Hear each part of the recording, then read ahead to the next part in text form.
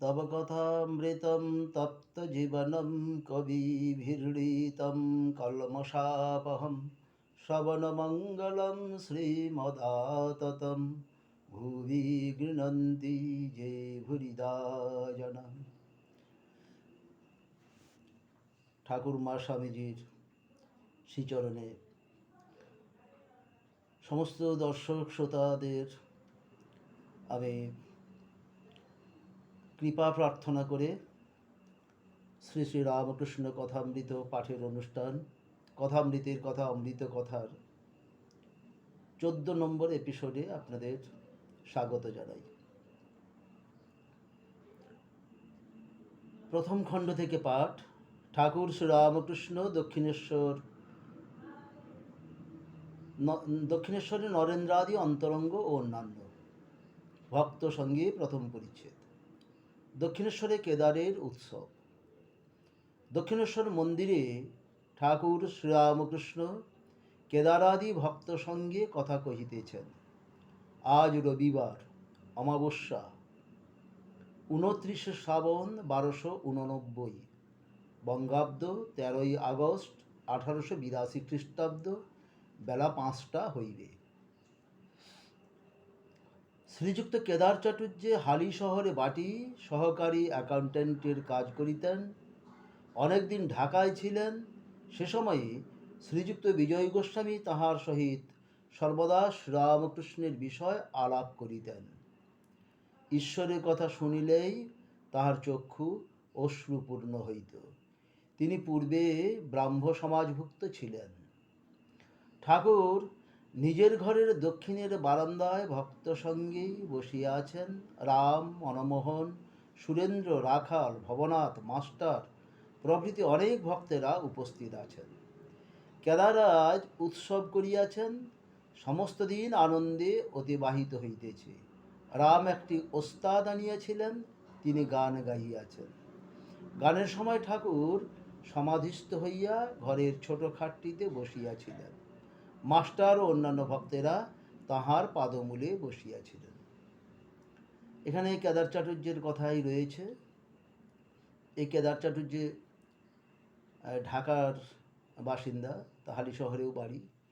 তো এইটুকু এখানে আমরা জানি এবং আমরা দেখব যে ঠাকুরের যখন অসুখ হচ্ছে পরবর্তীকালে তিনি সুদূর ঢাকা থেকে কলকাতায় পাড়ি দিচ্ছেন ঠাকুরের সঙ্গে সাক্ষাতের জন্য। ঠাকুরের মধ্যে যে দেবত্ব তিনি প্রত্যক্ষ করেছিলেন তার প্রতি তার আকর্ষণ ছিল অমোঘ, এবং তিনি কৃপা করে কেদারকেও কাছে টেনে নিয়েছিলেন, আর কেদারও সেই টান উপলব্ধি করতেন, তাই তিনি ছুটে এসেছিলেন। আমরা দেখব। তো আজকেও সেই কেদারের আয়োজনে একটি ছোট্ট অনুষ্ঠান ঠাকুরের ঘরে যা উদযাপিত হলো তার বর্ণনা আমরা এখানে দেখলাম। দেখি পরবর্তী স্তরে কি রয়েছে। সমাধিতত্ত্ব ও সর্বধর্ম সমন্বয়, হিন্দু, মুসলমান ও খ্রিস্টান। ঠাকুর কথা কহিতে কহিতে সমাধিতত্ত্ব বুঝাইতেছেন। বলিতেছেন, সচ্চিদানন্দ লাভ হলে সমাধি হয়, তখন কর্মত্যাগ হয়ে যায়। আমি ওস্তাদের নাম করছি, এমন সময় ওস্তাদ এসে উপস্থিত। তখন আর তার নাম করবার কি প্রয়োজন? মৌমাছি ভনভন করে কতক্ষণ? যতক্ষণ না ফুলে বসে। কিন্তু সাধকের পক্ষে কর্মত্যাগ করলে হবে না। পূজা, জপ, ধ্যান, সন্ধ্যা, কবচাদি, তীর্থ সবই করতে হয়। বড় চমৎকার একটি টপিকস। ঠাকুর বহু জায়গায় বলেছেন যে সাধন ভজন নিয়ে ডুবে থাকতে হলে ঈশ্বরের কাছে প্রার্থনা করতে হয়। ঈশ্বরীয় কর্ম যেগুলি সেগুলি বাদে অন্যান্য সমস্ত সাংসারিক বিষয়াসক্ত কর্ম যেন কমিয়ে দেওয়া হয়, এবং ঈশ্বর তা করেন। যিনি এক মনে ঈশ্বরের কাছে প্রার্থনা করেন তার কর্ম কমিয়ে দেন। ঈশ্বরমুখী কর্মগুলি রেখে বৈষয়িক কর্ম সব কমিয়ে দেয়। সেই ইনস্ট্রাকশন তিনি এখানে আবার দিচ্ছেন। যারা সাধক হবেন, সাধক কারা? সব ভক্তই কিন্তু সাধক নন। ভক্তমাত্রেই সাধক হতে পারেন না, কারণ যিনি গুরুবাক্যে বিশ্বাস রাখেন না, যিনি নিজের উপরে বিশ্বাস রাখেন না, যিনি ঈশ্বরে বিশ্বাস রাখেন না, কেবল মন্ত্র নিয়ে কাজ শেষ করে, নামকে ওয়াক্তে জপ ধ্যান করেন, তাকে সাধক হিসেবে পরিগণিত করা যায় না। কারণ তিনি নিজেও বোঝেন যে তার আধ্যাত্মিক উন্নতি সেরকম কিছু হচ্ছে না, তিনি এগোতে পারছেন না। এগোতে গেলে যে শক্তি, সামর্থ্য, মনের বল দরকার, সেগুলি প্র্যাকটিসের, অভ্যাসের মধ্য দিয়েই আসে। সেই যে প্র্যাকটিসগুলি কি? পূজা, জপ, ধ্যান, সন্ধ্যা, কবচাদি, তীর্থ, এগুলি। পূজা, নিজের ইষ্ট মূর্তিকে, গুরুকে পুজো করা, মানস পূজাই হোক, আর পঞ্চপ্রচার হোক, দশপ্রচার হোক, ষোড়শ প্রচার হোক, যাই হোক। জপ, গুরুর নির্দেশ অনুযায়ী সকাল সন্ধে করগুণেই হোক, মালাই হোক, জপ করা। ধ্যান, ঈশ্বরের কথা, ঠাকুরের কথা, গুরুর কথা চিন্তা করা, স্মরণ মনন করা, তার মধ্যে নিয়ত ডুবে থাকা। সন্ধ্যা, একটা নির্দিষ্ট সময়ে, গোধূলির সময়, ব্রাহ্ম মুহূর্তে সন্ধ্যা। কবচাদি, যা ধারণ করলে নিজে ঈশ্বরকে, নিজের সঙ্গে ঈশ্বরকে জুড়ে রাখা যায়। এবং তীর্থ, বিভিন্ন ভগবানের লীলাক্ষেত্রগুলি ঘুরে বেড়ানো, মনে বল আসার জন্য। যখন অবসর সময়ে, বৃদ্ধ বয়সে নড়াচড়া করতে পারবে না, তখন সেগুলি মনে আসবে এবং মানসচক্ষে তীর্থ ভ্রমণ হবে। তার ফলে কি হবে না, ঈশ্বরে মনোনিবেশ করতে আর নতুন করে কিছু ভাবতে হবে না, ঈশ্বরমুখী হয়ে থাকা যাবে। এই কথাগুলি ঠাকুর বললেন যে এগুলি সাধকের ছাড়া চলবে না। এগুলি যদি ছেড়ে দেয় তাহলে সাধামাটা ভক্ত হয়ে যাবে, তখন কৃপার উপর নির্ভর করে পড়ে থাকতে হবে। আর সাধক হয় কি না, পরিশ্রমী হয়, সে ঈশ্বরকে ধরে রাখেন। আমরা যতই বলি না ঈশ্বর আমাদেরকে যেন ধরে রাখেন, কিন্তু সেটা করতে গেলে ঈশ্বরও দেখেন যে কি আমাকে ধরে থাকতে চাইছেন। আমরা যদি ঈশ্বরকে ধরে থাকতে না চাই, তিনি তার কি দরকার পড়েছে আমাদেরকে সবাইকে ধরে রাখবেন? আমরা কি এক মনে তাকে ডাকছি, এক মনে কে তাকে চাইছি, একান্তভাবে কে চাইছি, তিনি সেটা লক্ষ্য করেন এবং সেরকম ব্যক্তিকেই তিনি ডান হাতে ধরে থাকেন। যাই হোক, পরের অংশে দেখি কতগুলো সুন্দর এখানে উপমা আছে। ওস্তাদ এসে গেলে আর কোনো প্রয়োজন নেই। ঠাকুর কত সুন্দর সুন্দর উদাহরণ দিয়েছেন যে পঞ্জিকা টিপলে জল পড়ে না, পঞ্জিকাতে এই এই সব লেখা রয়েছে, এই এই পুজোর ফর্দ লেখা রয়েছে, তো সেগুলো জানা হয়ে গেলে আনতে দিলেই হলো, আর তখন আর কাগজের কী দরকার, পঞ্জিকার কী দরকার। হ্যাঁ, এরকম অনেক এখানে উদাহরণ রয়েছে। ঠিক আবার বাবুর কাছে চিঠি এলো, এত মন দই, এত সন্দেশ, তো সেগুলো জানা হয়ে গেলে চিঠিটার কোনো প্রয়োজন থাকলো না। ঠিক তেমনি বলছে মৌমাছি ততক্ষণ ভনভন ভনভন করবে ফুলে ফুলে যতক্ষণ না তার পেটটি ভরছে, মধু যতক্ষণ সে না আহরণ করতে পারছে। তো সাধকের পক্ষে কর্মত্যাগ করা যাবে না, কর্ম নিয়ে থাকতে হবে এবং সেই কর্মগুলি হলো ঈশ্বরমুখী কর্ম। লাভের পর যদি কেউ বিচার করে, সে যেমন মৌমাছি মধুপান করতে করতে আধো আধো গুনগুন করে, তা করতে পারে। অর্থাৎ কেউ যদি একটু আধটু প্রচারমুখী হয়, একটু আধটু ঈশ্বর কাজ থেকে একটু এদিক ওদিক সরে গেলেন, কিন্তু মূলটিকে ধরে রইলেন, ঠাকুরকে ধরে রইলেন, তা তিনি করতে পারেন। সেক্ষেত্রে সেটি এমন কিছু মানে ট্র্যাক আউট হয়ে যাবেন না। ওস্তাদজি বেশ গান গাইছিলেন, ঠাকুর প্রসন্ন হইয়াছেন, তাহাকে বলিতেছেন যে মানুষে একটি বড় গুণ আছে, যেমন সঙ্গীতবিদ্যা, তাতে ঈশ্বরের শক্তি আছে বিশেষরূপে। একথা ঠাকুর বলছেন। যেখানেই যত মানুষের বেশি আগমন, জানতে হবে তার মধ্যে ঈশ্বরের প্রকাশ হয়েছে। এটি ভারী সুন্দর কথা। আমরা মনে করি আমরা ঈশ্বরান্বিত হই, যে এই আমার কাছে কেউ আসে না, তার কাছে এত লোক এত লোক এত লোক। বুঝতে হবে যাতে তার মধ্যে একটি বিশেষ কোনো গুণ রয়েছে, যার বিকাশ ঘটছে এবং সেটিই মানুষকে আকর্ষণ করছে। এবার ওস্তাদ কি বলছেন, তিনি গান গাইছিলেন, মহাশয় কি উপায়ে তাকে পাওয়া যায়? শ্রীরামকৃষ্ণ, ভক্তি সার, ঈশ্বর তো সর্বভূতে আছেন, তবে ভক্ত কাকে বলি? যার মন সর্বদা ঈশ্বরেতে আছে, আর অহংকার অভিমান থাকলে হয় না। আমিরূপ ঢিপিতে ঈশ্বরের কৃপারূপ জল জমে না, গড়িয়ে যায় আমি যন্ত্র। তাহলে যন্ত্রী অর্থাৎ যিনি প্রাণ, তিনি হলেন ঈশ্বর ভগবান। ভক্তি ছাড়া ঈশ্বর লাভ করা যাবে না। এই ভক্তি হলো সার। এই ভক্তি যে কোনোভাবে আমাদের অর্জন করতে হবে। স্মরণ মননে সাধন ভজন যে কোনো প্রকারেই ভক্তি অর্জন করতে হবে, যেন তাকে ছাড়া আমরা না থাকতে পারি। না খেয়ে থাকা যাক, না ঘুমিয়ে জেগে থাকা যাক, অন্য সব কিছু না হলেও চলবে, কিন্তু ঈশ্বর ছাড়া চলবে না। এই রকম যখন অনুভূতি হবে, যখন আমাদের প্রাণ একেবারেই আকুলি ব্যাকুলি করবে, তখনই সেই ভক্তির রসের প্রেমাস্বাদন ভক্ত করতে পারেন। সেটি হলে তাঁর আর ঈশ্বর বই অন্য কিছু ভালো থাকে না। সেই কথা ঠাকুর এখানে বলছে। কেদারাদি ভক্তের প্রতি সব পথ দিয়ে তাকে পাওয়া যায়, সব ধর্মই সত্য, ছাদে উঠা নিয়ে বিষয়। তা তুমি পাকা সিঁড়ি দিয়ে উঠতে পারো, কাঠের সিঁড়ি দিয়েও উঠতে পারো, আবার বাঁশের সিঁড়ি দিয়েও উঠতে পারো, আর দড়ি দিয়েও উঠতে পারো, আবার একটা আছলা বাঁশ দিয়েও উঠতে পারো। অর্থাৎ কষ্টকর পথ দিয়ে উঠতে পারো, মোলায়েম পথ দিয়ে উঠতে পারো।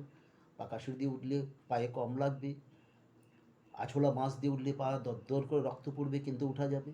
ছাদে ওঠা নিয়েই কথা।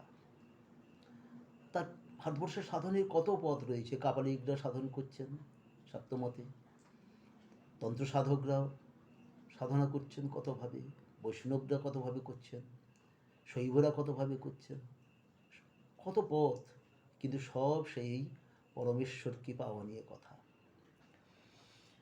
যদি বলো ওদের ধর্মে অনেক ভুল কুসংস্কার আছে, আমি বলি তা থাকলেই বা, সকল ধর্মেই ভুল আছে। সবাই মনে করে আমার ঘড়ি ঠিক যাচ্ছে। ব্যাকুলতা থাকলেই হলো, তার উপরে ভালোবাসা টান থাকলেই হলো। তিনি যে অন্তর্যামী, অন্তরের টান ব্যাকুলতা দেখতে পান।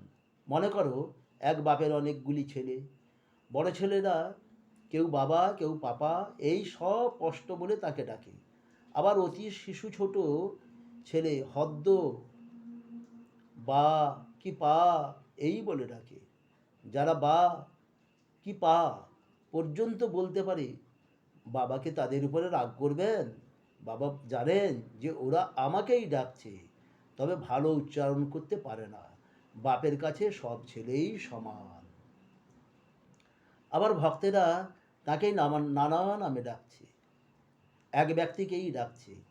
এক পুকুরের 4টি ঘাট, হিন্দুরা জল খাচ্ছে, এক ঘাটে বলছে জল, মুসলমানরা আর এক ঘাটে খাচ্ছে বলছে পানি, ইংরেজরা আর এক ঘাটে খাচ্ছে বলছে ওয়াটার, আবার অন্য লোকে এক ঘাটে বলছে অ্যাকোয়া।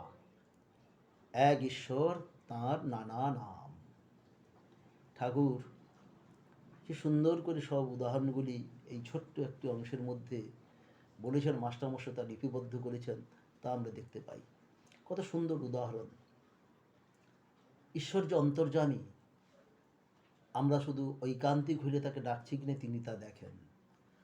কেউ হয়তো ভালো শ্লোক আওড়াতে পারবেন না, কেউ ভালো বক্তা নয় তিনি বলতে পারবেন না, কেউ ভালো শিল্পী নন গান গাইতে পারবেন না, কিন্তু তার মন যদি ঈশ্বরকে গান শোনানোর জন্য আকুলি ব্যাকুল করে দিন, যেমন করে ভাঙা গলাতেও গিয়ে শোনাতে পারেন, বেতালে গিয়েও শোনাতে পারেন, ঈশ্বর কি তাতে অসন্তুষ্ট হন? তিনি জানেন সে আমার জন্য করছেন। তালে করলে হয়তো একটু শুনতে ভালো লাগে, এই যা বেতালে যে করছে যদি আন্তরিক করে গান, ঈশ্বর তাতে অসন্তুষ্ট হন না। যদিও সঙ্গীত একটি রসের ব্যাপার, সেটি কখন? যখন আমি অপর লোককে শোনাবো, পরমুখী গাওন। কি সুন্দর একটা উদাহরণ দিচ্ছেন। বলছে এক বাপের অনেকগুলি ছেলে, বড়রা ম্যাচিওর হয়েছে, তারা বাবা বলছে, বাবামণি বলছে, কিন্তু যারা আধো আধো বুলি ফুটছে, তাদের মুখ থেকে রা বেরোচ্ছে, সবে রা বেরোচ্ছে, তারা বাবা বলার চেষ্টা করছে, বা বা করছে, পাপা বলার চেষ্টা করছে, পা পা করছে। তাতে বাবা অসন্তুষ্ট হন না, বরং খুশি হন যে এত ছোট, সেও বড়রা যা কাজ করছে ছোটও তাই করার চেষ্টা করছে, সে আমাকে ভুলে থাকতে পারছে না। বাবা মার সেখানেই আনন্দ, অগাধ আনন্দ, অগাধ স্নেহ ঝরে পড়ে। ঠিক তেমনি ঈশ্বরের কৃপা আমাদের উপরে বর্ষিত হয় যখন আমরা আন্তরিকভাবে তার দিকে এগোই, আন্তরিকভাবে তাকে আমরা ডাকি, সে স্পষ্টই হোক আর অস্পষ্টভাবেই হোক। আরেকটি সুন্দর উদাহরণ দিয়ে ঠাকুর এগুলো বুঝিয়েছেন যে একটা পুকুরের চারিদিকে ঘাট রয়েছে, সেখানে হিন্দুস্তানিরা মুসলিমরা আসছে পানি বলছে, আবার আমরা বাঙালিরা বলছি জল, আবার সাহেব শুভ্ররা বলছে ওয়াটার, আবার যারা অ্যাকোয়া বলছে ল্যাটিন ভাষায়, ল্যাটিন নামে ডাকছে, তাতেও তো সেই জলই বোঝাচ্ছে, যে জল আমাদের প্রাণ জুড়ায়, যে জল আমাদের জীবন রক্ষা করে, যে জল খেলে আমরা শীতল হই, যে জল আমাদেরকে ঠান্ডা রাখে। জল ছাড়া জীবন চলে না, অর্থাৎ ঈশ্বর ছাড়া, ঈশ্বর বই জীবন নেই। সব কিছু ঈশ্বর থেকে সৃষ্টি, ঈশ্বর দ্বারা নিয়ন্ত্রিত। জগৎ সৃষ্টির মূলের সময় থেকেই সব কিছু একটি ছকে বাঁধা, নিয়মের মধ্যে বাঁধা।